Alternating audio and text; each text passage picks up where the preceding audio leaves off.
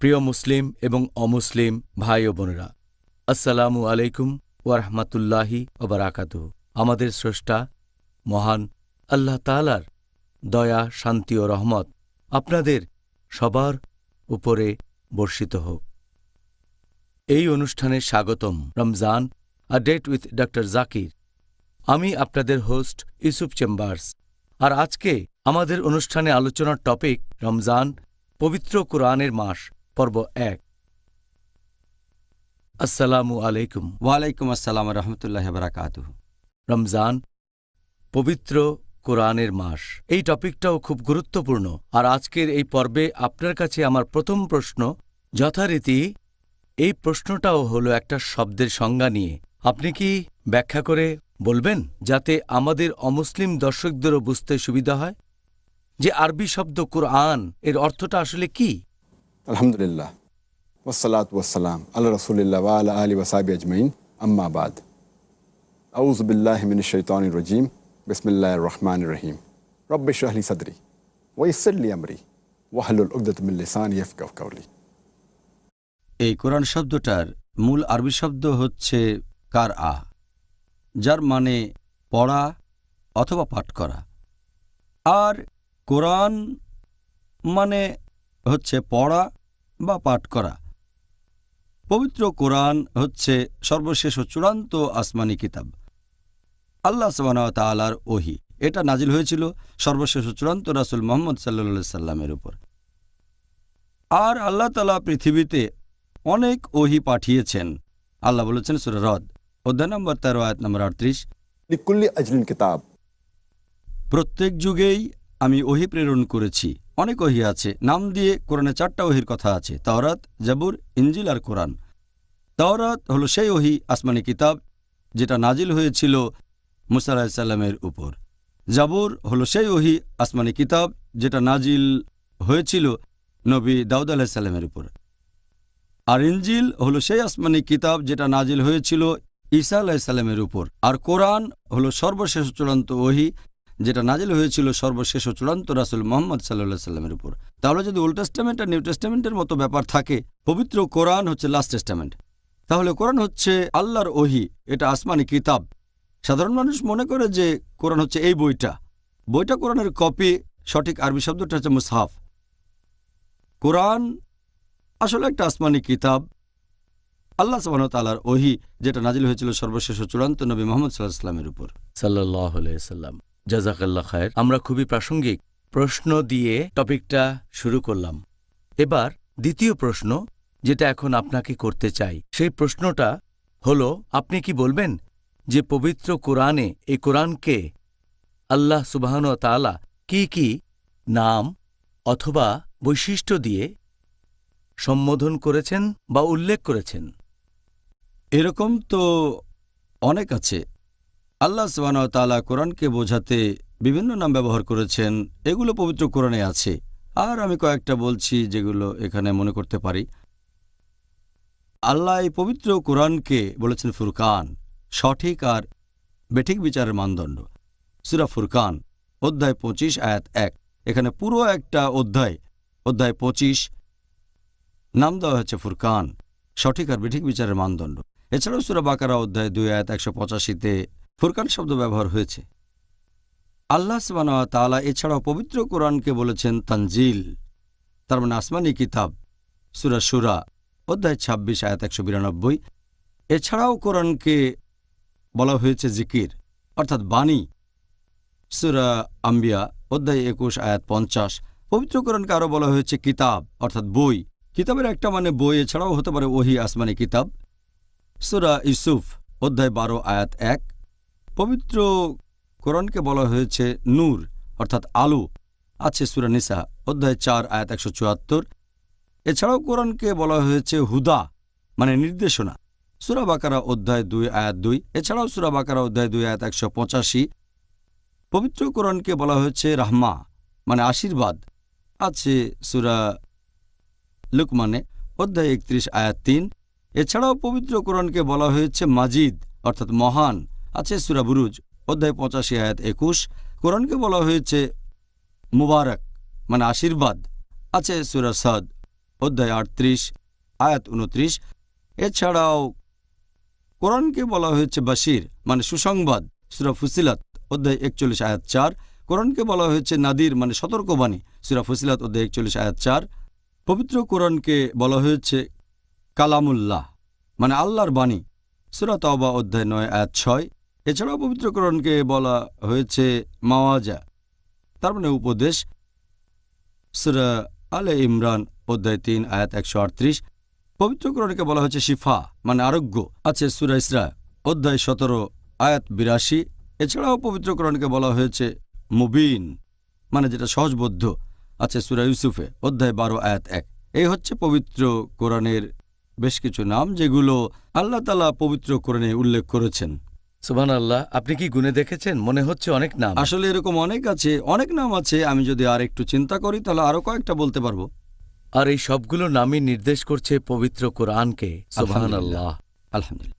Doctor Zakir, এবারে পবিত্র রমজান মাসের প্রেক্ষাপট থেকে আপনাকে প্রশ্ন করি, পবিত্র কোরআনের সাথে এই রহমতের মাস রমজানের সম্পর্কটা আসলে কি? পবিত্র কোরআনের সাথে এই রমজান মাসের একটা বিশেষ সম্পর্ক আছে। আল্লাহ কোরআনে বলেছেন সূরা বাকারা অধ্যায় নম্বর ২ আয়াত নম্বর ১৮৫। শাহরু রমজান আল্লাযী উনজিলা ফীহিল কুরআন হুদাল লিন-নাস ওয়া বায়িনাতি মিনাল হুদা ওয়াল ফুরকান। অর্থাৎ এই রমজান মাসে পবিত্র কোরআন নাজিল হয়েছে সমগ্র মানবজাতির পথের দিশারি রূপে, সৎপথের স্পষ্ট নিদর্শন ও সত্য মিথ্যার পার্থক্যকারী রূপে। সুতরাং তোমাদের মধ্যে যারা এই মাস পাবে তারা রোজা রাখবে। তাহলে এই রমজান মাসে আমাদের পবিত্র কোরআন নাজিল হয়েছিল পুরো মানবজাতির পথের দিশারি হিসেবে। আর আমাদের প্রিয় নবী মুহাম্মদ সাল্লাল্লাহু আলাইহি ওয়াসাল্লাম বলেছেন, এটা আছে সহিহ বুখারীতে খণ্ড নম্বর ১ বুক অব রেভেলেশন হাদিস নম্বর ৬, যে ফেরেশতা জিবরাইল রমজান মাসের প্রত্যেক রাতেই নবীর কাছে আসতেন এবং তাকে কোরআন পড়ে শোনাতেন আর পড়াতেন। তাহলে এটা বিশেষ মাস যে ফেরেশতা জিবরাইল তিনি রমজান মাসের প্রত্যেক রাতে আসতেন আর নবীকে এই কোরআন পড়াতেন। এই মাসে পবিত্র কোরআন নাজিল হয়েছিল পুরো মানব জাতির পথের দিশারি হিসেবে। আলহামদুলিল্লাহ। সেজন্য রমজানকে বলা হয় পবিত্র কোরআনের মাস।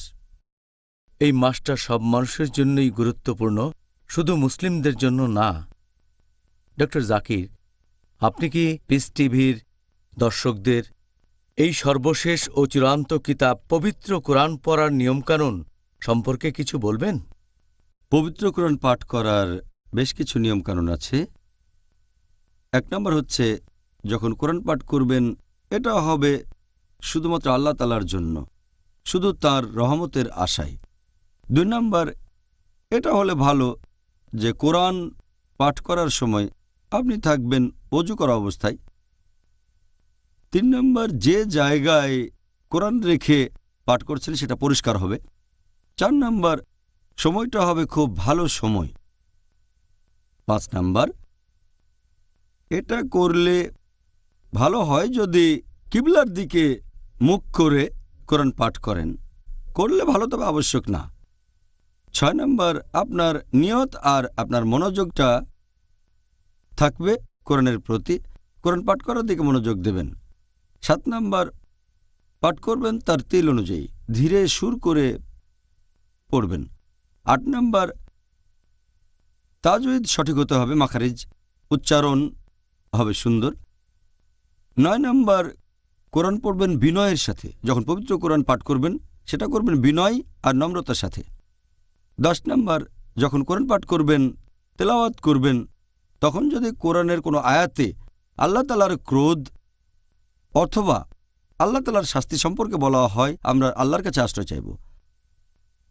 আর যদি কোনো আয়াতে বলা হয় আল্লাহর রহমত এবং বেহেশতের কথা, তখন আল্লাহ সুবহানাহু ওয়া তাআলার কাছে তার রহমত চাইবেন, তার দয়া চাইবেন।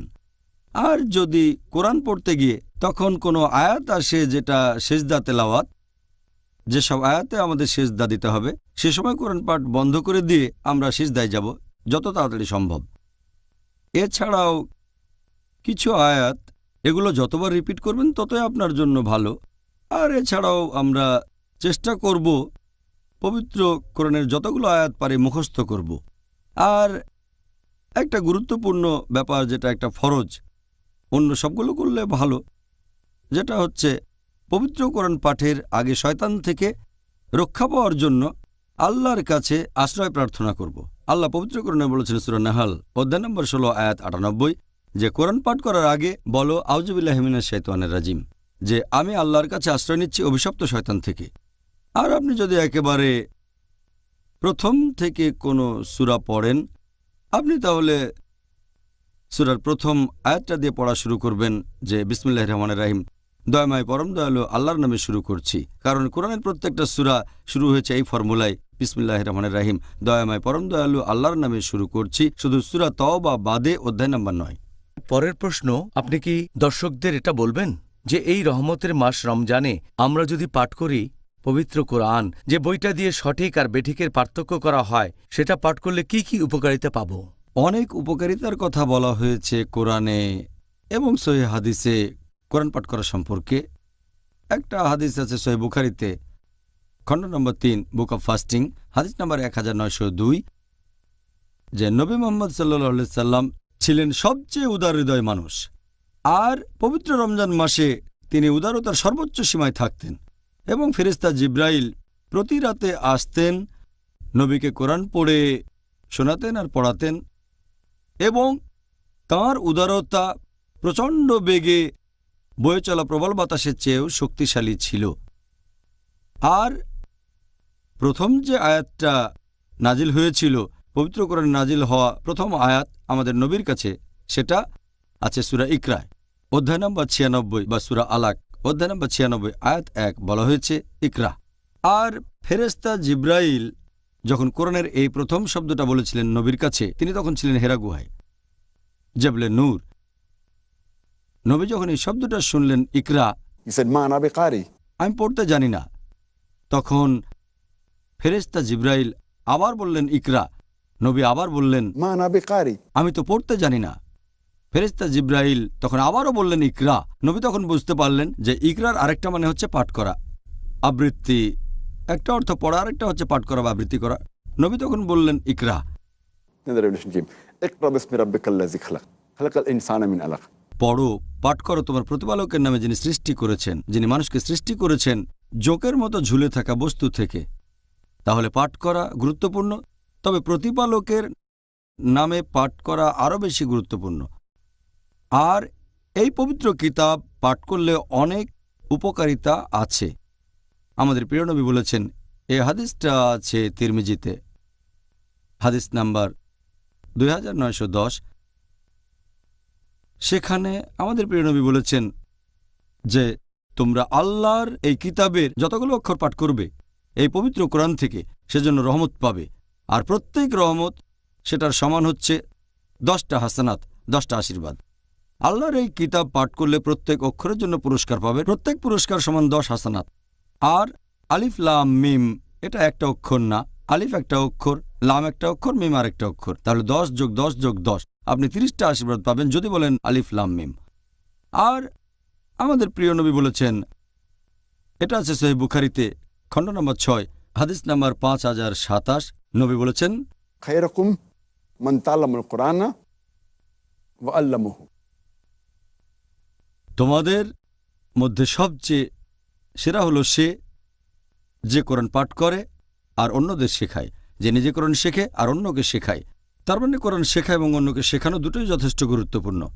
আমাদের প্রিয় নবী মুহাম্মদ সাল্লাল্লাহু আলাইহি ওয়াসাল্লাম বলেছেন, এটা আছে সহিহ মুসলিমে, খণ্ড নম্বর 2, বুক অব সালাহ, হাদিস নাম্বার 1757, যে পবিত্র কোরআন পাঠ করলে সেটা সেই লোকের মধ্যস্থতাকারী হিসেবে রোজ কিয়ামতের দিন কাজ করবে। কোরআন আপনার মধ্যস্থতাকারী হবে রোজ কিয়ামতের দিনে, শেষ বিচারের দিনে। এছাড়া আরও একটা সহিহ হাদিস আছে মুসনাদ আহমদে, খণ্ড নম্বর 2, হাদিস নম্বর 6625। বলা হয়েছে যে রোজা এবং কোরআন মধ্যস্থতাকারী হিসেবে কাজ করবে রোজ কিয়ামতের দিনে, শেষ বিচারের দিনে। আর রোজা তখন আল্লাহকে বলবে যে এই লোক আমার কারণে বিরত থেকেছে পানাহার থেকে আর আকাঙ্ক্ষা থেকে, তাই আমি এর পক্ষে মধ্যস্থতা করছি। আর কোরআন তখন বলবে যে এই লোক আমার জন্য নিদ্রা ত্যাগ করেছে, তাই আমি এর পক্ষে মধ্যস্থতা করব শেষ বিচারের দিনে। তাহলে কোরআন শেষ বিচারের দিনে মধ্যস্থতাকারী হিসেবে কাজ করবে। পবিত্র কোরআনে সূরা আবাসা অধ্যায় নম্বর ৮০ আয়াত ৩৪ থেকে ৩৭ বলা হয়েছে যে সেই দিন, রোজ কিয়ামতের দিন, তার মানে শেষ বিচারের দিনে, সেই দিন মানুষ পলায়ন করবে তার ভাই হতে। সে তখন চিন্তা করবে না তার মা অথবা বাবাকে নিয়ে, অথবা স্ত্রী বা সন্তান নিয়ে। সে চিন্তা করবে না তার বাবা, তার মা, ভাই বা স্ত্রী বা সন্তানের কথা। সে তখন নিজেকে নিয়ে এত বেশি চিন্তিত থাকবে যে সে তখন অন্য মানুষকে নিয়ে চিন্তা করতে পারবে না। এটা হবে রোজ কিয়ামতের দিনে, পুনরুত্থানের দিবসে। প্রত্যেকে শুধু নিজেকে নিয়ে চিন্তা করবে, আর কোরআন কাজ করবে মধ্যস্থতাকারী হিসেবে। এটা আছে সহিহ বুখারীতে খণ্ড নম্বর 6 হাদিস নম্বর 5011। একজন সাহাবা কোরআন পাঠ করছিলেন, ঘোড়া বাঁধা আছে দুটো রশিতে। তখন সাহাবা দেখলেন মেঘ নেমে আসলো আর ঘোড়াটা খুব ভয় পেয়ে গেল। সাহাবা পরে নবীর কাছে গেলে নবী বললেন, জানো কি ঘটেছে? তিনি বললেন, না, ফেরেশতাগণ নেমে এসেছিলেন তোমার কোরআন পাঠ শোনার জন্য। আরেকটা হাদিস সহিহ বুখারীতে খণ্ড নম্বর 6 হাদিস নাম্বার 5018 বলা হয়েছে, এক সাহাবা কোরআন পাঠ করছেন, তখন দেখলেন যে একটা মেঘ নেমে আসলো, সেখানে অনেক আলো জ্বলছে। তিনি বাইরে এসে ব্যাপারটা দেখলেন, তারপর নবীর কাছে গেলেন, আর নবী বললেন, তুমি কি জানো সেটা কি ছিল? তারপর নবী বললেন, ওই মেঘে করে ফেরেশতাগণ নেমে এসেছিলেন তোমার কোরআন পাঠ শোনার জন্য। যদি তুমি পড়ে যেতে, তারা সেখানে থাকতেন ভোর পর্যন্ত, লোকজন সেটা দেখতে পেত, তারপরে তারা মিলিয়ে যেতেন। আরও একটা হাদিস আছে সহিহ মুসলিমে খণ্ড নম্বর 2 বুক অব সালাহ হাদিস নাম্বার 1757। যদি দুটো সূরা পড়ো, তার মানে সূরা বাকারা এবং সূরা আলে ইমরান, তাহলে নেমে আসবে দুটো মেঘ বা দুটো চাঁদোয়া অথবা দুটো পাখির ঝাঁক, তোমার মধ্যস্থতাকারী হবে। এছাড়া আরও একটা হাদিস আছে সহিহ মুসলিমে হাদিস নাম্বার 6518। আমাদের নবী মুহাম্মদ সাল্লাল্লাহু আলাইহি ওয়াসাল্লাম বলেছেন যে যদি কেউ আল্লাহর ঘরে পবিত্র কোরআন পাঠ করে, মানে মসজিদে, যখন লোকজন আসে আল্লাহ তাআলার ঘরে মসজিদে, যখন তারা কোরআন পাঠ করে, আর যদি তারা কোরআন শেখে এবং অন্যদের শেখায়, তাহলে তাদের জন্য থাকবে প্রশান্তি, তারা থাকবে শান্ত, আর ফেরেশতাগণ নেমে আসবেন এবং তাদের জন্য আশীর্বাদ করবেন। আরও একটা হাদিস আছে সহিহ বুখারীতে খণ্ড 6 হাদিস নাম্বার 4474। আমাদের নবী মুহাম্মদ সাল্লাল্লাহু আলাইহি ওয়াসাল্লাম একজন সাহাবাকে বলেছেন, তখন তারা মসজিদের ভেতরে, যে আমি তোমাকে কোরআনের শ্রেষ্ঠ সূরাটার কথা বলবো মসজিদ থেকে যাওয়ার আগে। কিছুক্ষণ পরে নবী যখন মসজিদ থেকে বেরিয়ে যাচ্ছেন, সাহাবা মনে করিয়ে দিলেন, পবিত্র কোরআনের কোন সূরাটা সবচেয়ে সেরা, সেটাকে আমাকে বলবেন। নবী বললেন, আলহামদুলিল্লাহি রাব্বিল আলামিন, তার মানে সূরা ফাতিহা, কোরআনের এই 7টা আয়াত।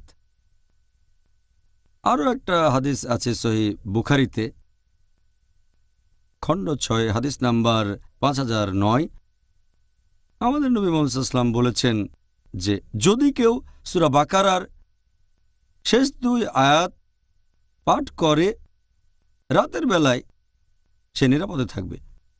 প্রিয় নবী মুহাম্মদ সাল্লাল্লাহু আলাইহি ওয়াসাল্লাম বলেছেন, আছে সহিহ মুসলিমে খণ্ড নম্বর 2 বুক অব সালাহ হাদিস নাম্বার 1766। নবী বলেছেন, যদি কেউ সূরা কাহফের প্রথম 10টা আয়াত মুখস্থ করে, সে তাহলে দাজ্জাল থেকে নিরাপদে থাকবে। আর ঠিক এর পরের হাদিস সহিহ মুসলিম খণ্ড নম্বর 2 বুক অব সালাহ হাদিস নাম্বার 1767। যদি কেউ সূরা কাহফের শেষ 10 আয়াত মুখস্থ করে, সে তাহলে দাজ্জাল থেকে নিরাপদে থাকবে। আরও একটা হাদিস আছে সহিহ মুসলিমে খণ্ড নম্বর 2 বুক অব সালাহ হাদিস নাম্বার 1768। আমাদের প্রিয় নবী মুহাম্মদ সাল্লাল্লাহু আলাইহি ওয়াসাল্লাম বলেছেন যে, হে আবু মনজির, তুমি কি জানো পবিত্র কোরআনের সবচেয়ে শ্রেষ্ঠ আয়াত কোনটা? তিনি বললেন যে আল্লাহর রাসূল সবচেয়ে ভালো জানেন। নবী আবার প্রশ্ন করলেন, হে আবু মঞ্জির, তুমি কি জানো পবিত্র কোরআনের সবচেয়ে শ্রেষ্ঠ আয়াত কোনটা? নবী তারপর পড়া শুরু করলেন আয়াতুল কুরসি। আল্লাহু লা ইলাহা ইল্লাল হাইয়ুল কাইয়্যুম লা তাখুযুহু সিনাতুন ওয়া লা নাওম। তারপর নবী বললেন, কোরআনের জ্ঞান নিয়ে তুমি আরও তৃপ্তিকর হবে। কোরআনের সবচেয়ে শ্রেষ্ঠ আয়াত আয়াতুল কুরসি, সূরা বাকারা অধ্যায় নম্বর 2 আয়াত 255। আর এটা আছে সহিহ মুসলিমে খণ্ড নম্বর 2 বুক অব সালাহ হাদিস নাম্বার 1774। নবী বলেছেন যে দুটো সূরা নাজিল করা হয়েছে যেগুলো আগে কেউ দেখেনি অথবা শোনেনি। আর সূরা দুটো হচ্ছে সূরা ফালাক এবং সূরা নাস। আমি আশ্রয় চাচ্ছি উষার স্রষ্টার কাছে। কুল আউযু বিরাব্বিল ফালাক, আর কুল আউযু বিরাব্বিন নাস। বলো আমি আশ্রয় চাচ্ছি মানুষের প্রতিপালকের কাছে। এই দুটো সূরা হচ্ছে মুআদাতাইন, আর আপনাকে রক্ষা করবে শয়তান থেকে। এই হচ্ছে পবিত্র কোরআন পড়া বা পাঠ করার কিছু উপকারিতা। এছাড়াও পবিত্র কোরআনে আরও অনেক আয়াত আছে, অনেক সহিহ হাদিস আছে যেখানে কোরআন পাঠের উপকারিতার কথা বলা হয়েছে। আলহামদুলিল্লাহ। আলহামদুলিল্লাহ, এটা পুরোপুরি সত্যি যে পুরো পৃথিবী জুড়ে মানুষ সবচেয়ে বেশি যে বইটা পড়ে সেটা হচ্ছে এই পবিত্র কোরআন। আলহামদুলিল্লাহ, আলহামদুলিল্লাহ। পৃথিবী জুড়ে অনেক মানুষ পবিত্র কোরআন পাঠ করেন, আর তাদের বেশিরভাগই আরব নন। দুর্ভাগ্যজনকভাবে অনেকেই এই আরবি ভাষা আসলে বুঝতেই পারেন না বেশিরভাগ কথাই। তাহলে তারা কোরআন পাঠ করছেন কিছু না বুঝেই। অনেক জায়গায় দেখা যায়। এখন আমরা মুসলিম ভাই বোনদের কিভাবে উৎসাহিত করব যাতে তারা কোরআন পড়বেন অর্থ বুঝে, যাতে করে তারা কোরআন পাঠ করার উপকারিতা আরও বেশি পরিমাণে গ্রহণ করতে পারে? আপনি ঠিকই বলেছেন যে পবিত্র কোরআনের অনেক উপকারিতা এক নাগাড়ে বলে যেতে পারবো। কোরআনের অনেক উপকারিতা আছে, কয়েকশো হবে। পবিত্র কোরআন হচ্ছে পৃথিবীর সবচেয়ে পজিটিভ বই। এটা মানবতার ঘোষণাপত্র। এটা হচ্ছে দয়া এবং জ্ঞানের ঝর্ণাধারা। এটা হচ্ছে অমনোযোগীদের জন্য সতর্কবাণী, বিপথগামীর পথনির্দেশ, আর সন্দেহবাদীদের জন্য নিশ্চয়তা। এটা নিপীড়িতের সান্ত্বনার বাণী আর হতাশাগ্রস্তদের আশার আলো।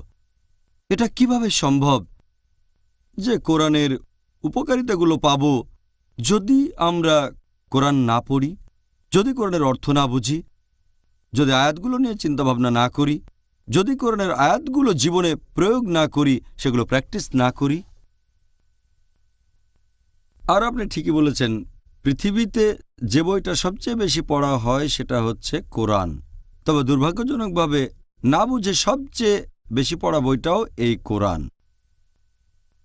এটা খুবই দুর্ভাগ্যজনক হবে যদি কেউ কোরআনের কাছে এসে খালি হাতে ফিরে যায়, আত্মার উন্নতি না হয়, হৃদয় নাড়া না দেয়, জীবন না বদলায়।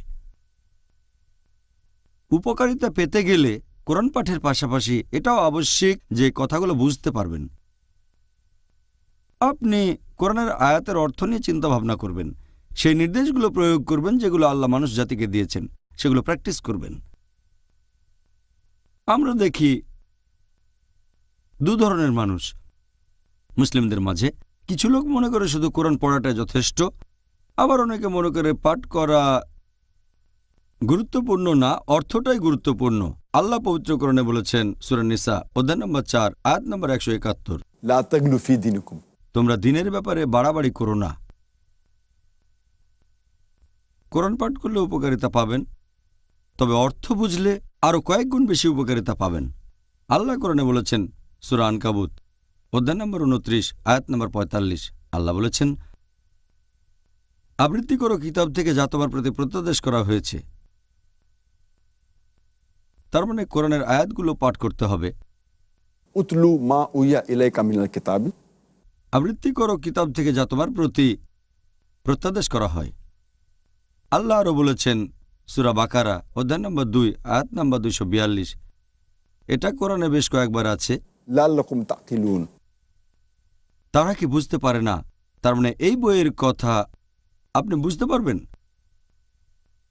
আর এটাও খুব গুরুত্বপূর্ণ যে আমরা বইটার কথাগুলোর অর্থ বুঝব, পাঠ করব, তার পাশাপাশি এর অর্থ বুঝব। কোরআন পাঠ করলে আপনি অনেক উপকার পাবেন। এ ব্যাপারে আগে বলেছি, আমাদের প্রিয় নবী বলেছেন। এই সহিহ হাদিসটা আছে তিরমিজিতে, হাদিস নাম্বার 2910, যে আল্লাহ তাআলার কিতাব কোরআন পাঠ করলে প্রত্যেক অক্ষরের জন্য তুমি পুরস্কার পাবে। প্রত্যেক পুরস্কারে থাকবে 10টা আশীর্বাদ। আর আলিফ লাম মিম একটা অক্ষর না, আলিফ একটা অক্ষর, লাম একটা অক্ষর, মিম আর একটা অক্ষর। যদি বলেন আলিফ লাম মিম, তাহলে পাবেন 10 10 10 30 সওয়াব। তাহলে কোরআন পাঠের সওয়াব পাবেন। কোরআন পাঠ করলে আপনি আশীর্বাদ পাবেন। তবে এটা আগেও বলেছি, এটা যথেষ্ট নয় যে শুধুমাত্র কোরআন পাঠ করবেন। আমাদের বুঝতে হবে যে দুটোই গুরুত্বপূর্ণ, তবে অর্থ বুঝে প্রয়োগ করার গুরুত্বটা বেশি। আমি একটা উদাহরণ দেই। ধরেন আপনি গেলেন ফ্রান্সে গ্র্যাজুয়েশন করার জন্য। আপনি ফ্রেঞ্চ ভাষা বোঝেন না, তবে ইংরেজি জানেন, ইংরেজিতে কথা বলতে পারেন। যখন ক্লাস করতে গেলেন আপনি প্রত্যেক দিন নামের পাশে মার্ক পি, তার মানে প্রেজেন্ট। তারপর যখন পরীক্ষা দিতে বসলেন আপনি কিন্তু টিচারের একটা কথা বুঝতে পারেননি। যখন পরীক্ষা দিতে বসলেন আপনি প্রশ্নপত্র পেলেন, যেহেতু অক্ষরগুলো কাছাকাছি তাই দু একটা হয়তো আপনি চিনতে পারেন, তবে কিছুই বুঝবেন না। এখন এই পরীক্ষাতেও আপনি পাচ্ছেন পি। পি মানে পাশ করা না, পি মানে প্রেজেন্ট। এটা বলছে আপনি পরীক্ষায় উপস্থিত ছিলেন, তবে এতে পাশ করবেন না। সেজন্য যদি আপনি বেহেশতে যেতে চান, কোরআন পাঠের পাশাপাশি এটাও গুরুত্বপূর্ণ যে আমরা বুঝব আল্লাহ আমাদের কি নির্দেশ দিয়েছেন। কারণ কোরআন হচ্ছে পুরো মানবজাতির দিক নির্দেশনা। কোরআনের অর্থ বোঝেন আর নিজের জীবনে প্রয়োগ করেন। আমি আরও একটা উদাহরণ দিচ্ছি। ধরেন যে আপনার একজন বন্ধু, আপনি থাকেন ইংল্যান্ডে, আপনার বন্ধু আসলো জার্মানি থেকে। আপনার খুবই ঘনিষ্ঠ বন্ধু, সে ভাঙা ভাঙা ইংরেজি বলতে পারে।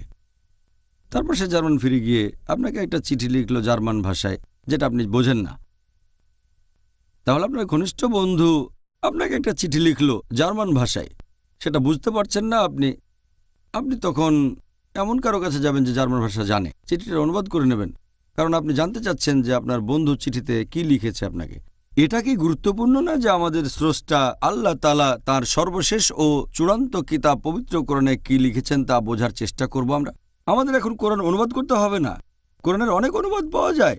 এটা গুরুত্বপূর্ণ যে পড়ার পাশাপাশি যদি আরবি বুঝতে না পারেন তাহলে অনুবাদ পড়েন, যাতে করে আমরা আল্লাহর এই বাণীকে বুঝতে পারি এবং জীবনে প্রয়োগ করতে পারি।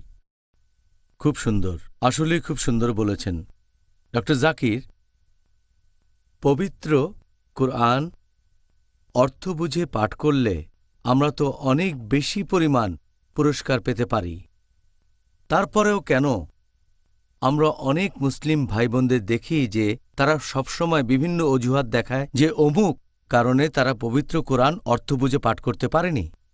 সাধারণ মুসলিমরা বিভিন্ন ধরনের অজুহাত দেখায় যে এই কারণে তারা অর্থ বুঝে কোরআন পড়ে না। সবচেয়ে কমন যেটা, যে বেশিরভাগ মুসলিম আরবি ভাষা জানে না।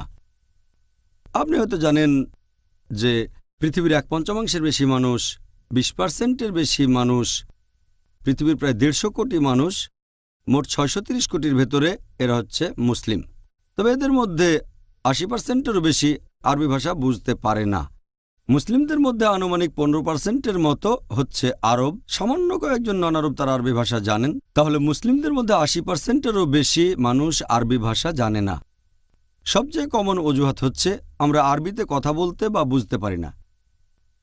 এখন প্রত্যেকটা মানুষ অন্তত পক্ষে 2 বা 3টা ভাষা জানে। কেউ 3টা জানে, কেউ 4টা জানে, আবার কেউ ভাষাবিদ। তবে যখন কোনো শিশু জন্মায় সে তখন কোনো ভাষাই জানে না, তবে সে তার মায়ের ভাষা শেখে পরিবারের সবার সাথে কথা বলার জন্য। সে তার নিজের এলাকার ভাষা শেখে যাতে কথা বলতে পারে বন্ধুদের সাথে। সেই ভাষা শেখে যে ভাষায় লেখাপড়া করে। প্রত্যেক মানুষ অন্ততপক্ষে 2 বা 3টা ভাষা জানে। এটা কি গুরুত্বপূর্ণ নয় যে আমরা সেই ভাষা শিখব যে ভাষায় সর্বশেষ ও চূড়ান্ত কিতাব পাঠিয়েছেন আমাদের স্রষ্টা আল্লাহ সুবহানাহু ওয়া তাআলা? অনেক লোক বলে যে নতুন একটা ভাষা শেখা খুব কঠিন যখন বয়স বেড়ে যায়। তবে ভালো কাজের জন্য বয়স কখনো বাধা হয়ে দাঁড়ায় না। এ কথায় আমার ডক্টর মরিস বুকাইলির কথা মনে পড়ে গেল। ডক্টর মরিস বুকাইলি একজন ফ্রেঞ্চ। তাকে দেওয়া হয়েছিল ফ্রেঞ্চ একাডেমি অ্যাওয়ার্ড মেডিসিনের ক্ষেত্রে। তিনি পরীক্ষা করেছিলেন একটা মমি, ফারাও মেরনেফটা। তার সমাধি ছিল ভ্যালি অফ কিংসে।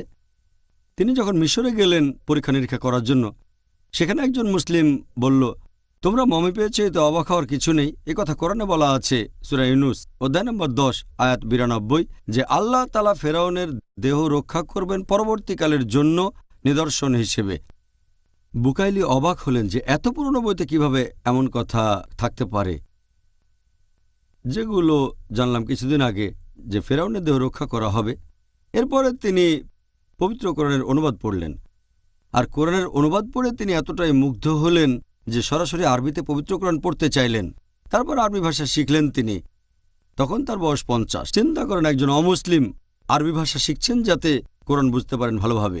তারপর তিনি একটা বই লিখলেন, বাইবেল, কোরআন ও বিজ্ঞান। খুব বিখ্যাত একটা বই। বয়স কখনো বাধা হয় না নতুন কোনো ভাষা শেখার ক্ষেত্রে। তবে এটাও সত্যি যে সবার আগ্রহ ডক্টর মরিস বুকাইলির মতো তীব্র না।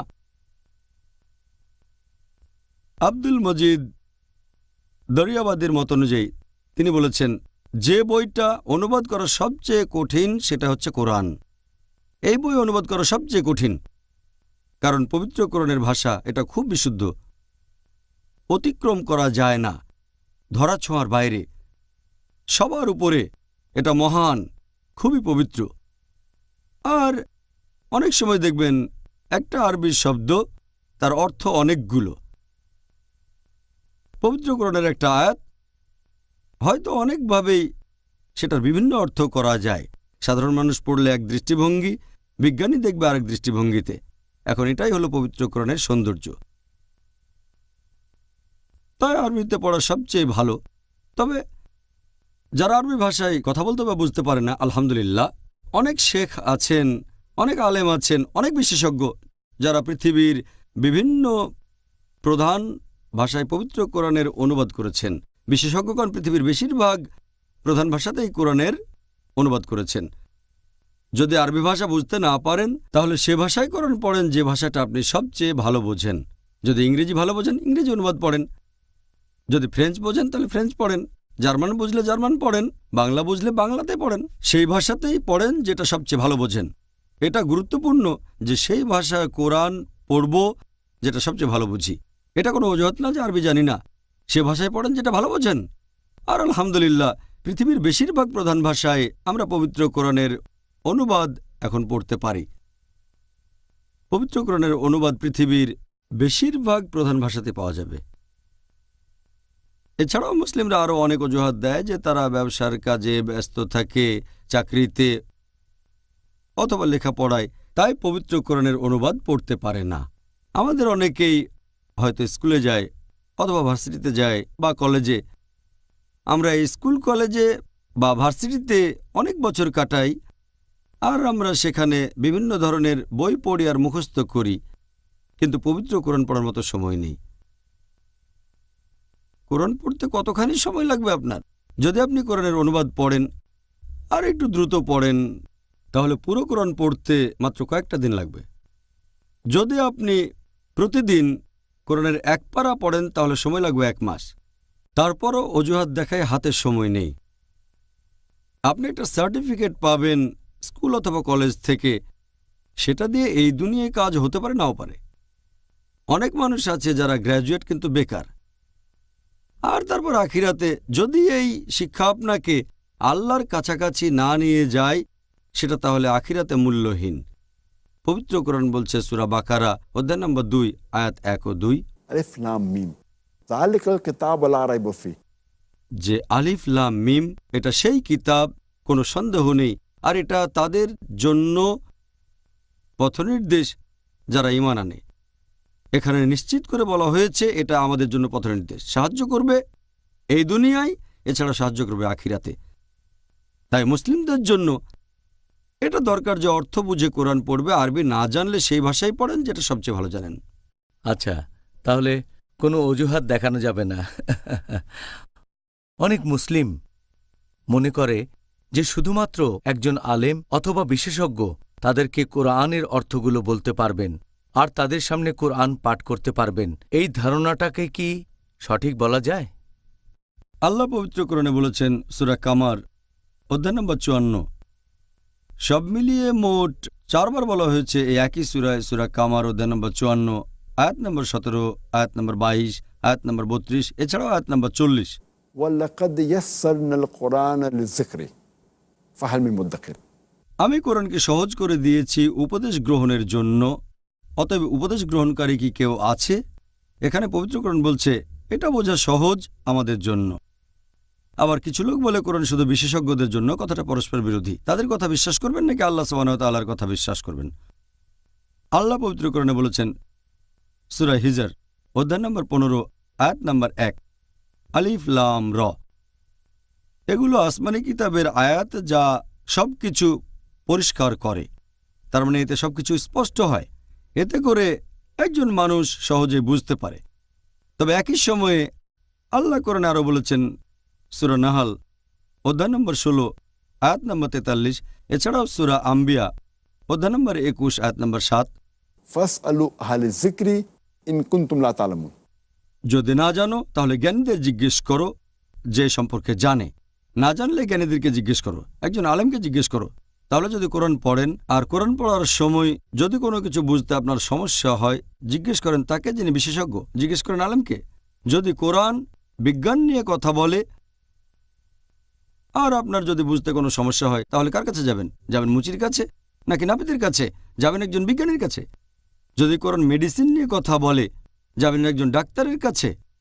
তারপর বোঝার চেষ্টা করবেন কোরআনের এই কথার অর্থ কী। একইভাবে যদি জানতে চান নজুলে কোরআনের বিশেষ কিছু আয়াতের অর্থ, তাহলে যাবেন একজন আলেমের কাছে যিনি পড়েছেন দারুল উলুমে হয়তো 7 বছর বা 14 বছর। তিনি এই ব্যাপারে একজন বিশেষজ্ঞ।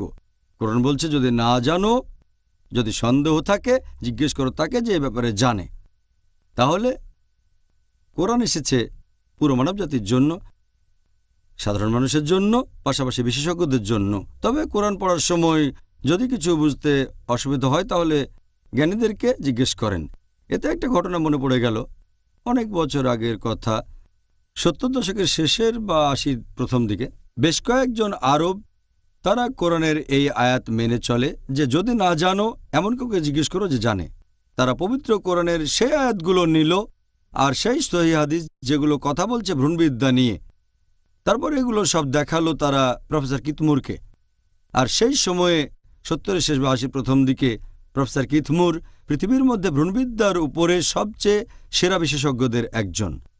তিনি তখন ডিপার্টমেন্ট অব অ্যানাটমির বিভাগীয় প্রধান ছিলেন কানাডার ইউনিভার্সিটি অব টরন্টোতে। তাকে যখন দেখানো হলো কোরআনের আয়াতগুলো, সাথে ইংরেজি অনুবাদ ছিল, তখন এই ব্যাপারে তার মতামত জানতে চাওয়া হলো। তিনি বললেন কোরআনে ভ্রূণবিদ্যার উপরে যেসব কথাগুলো বলা হয়েছে তার বেশিরভাগই আধুনিক বিজ্ঞানের সাথে পুরোপুরি মিলে যায়, আর এগুলো আমরা জেনেছি কিছুদিন আগে। তবে এখানে কিছু আয়াত আছে, এগুলোকে আমি সঠিক বলতে পারছি না, আবার বেঠিকও বলতে পারছি না, কারণ আমি নিজেই এই সম্পর্কে জানি না। এরকম দুটো আয়াত হচ্ছে কোরআনে নাজিল হওয়া প্রথম আয়াতগুলো, সূরা ইকরা বা সূরা আলাক অধ্যায় নম্বর 96, আয়াত 1 ও 2 বলা হয়েছে ইকরা বিসমি রাব্বিকাল্লাযী খালাক খালাকাল ইনসানা মিন আলাক। পড়ো, পাঠ করো, ঘোষণা করো তোমার প্রতিপালকের নামে যিনি সৃষ্টি করেছেন, যিনি সৃষ্টি করেছেন মানুষকে জোকের মতো ঝুলে থাকা একটা বস্তু থেকে।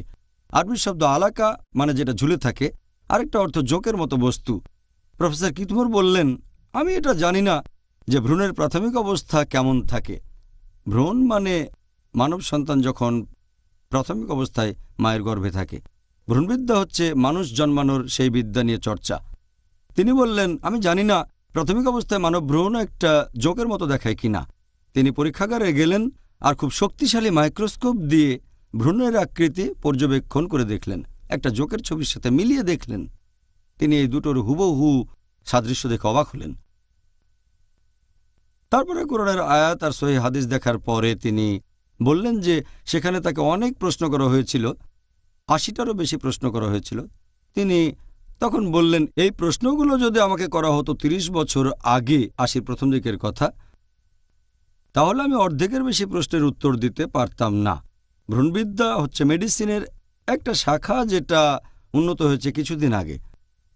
আর তিনি বললেন যে তার এটা মানতে কোনো রকম আপত্তি নেই যে এই বই হচ্ছে আল্লাহ সুবহানাহু ওয়া তাআলার বাণী, মহান সৃষ্টিকর্তার বাণী। আর নবী মুহাম্মদ সাল্লাল্লাহু আলাইহি সাল্লাম হলেন এই সৃষ্টিকর্তা প্রেরিত রাসূল। তিনি পরে এই ব্যাপারে আরও তথ্য জানালেন। তারপর লিখলেন একটা নতুন বই, দ্য ডেভেলপিং হিউম্যান, যেটা আমি নিজেও পড়েছি যখন মেডিকেল কলেজে ছাত্র ছিলাম ফার্স্ট ইয়ারে। সাবজেক্ট ছিল অ্যানাটমি। বইটা 3য় এডিশন। সেটা সেই বছরে একজন রচয়িতার লেখা শ্রেষ্ঠ মেডিকেল বই হিসেবে পুরস্কারও পেল।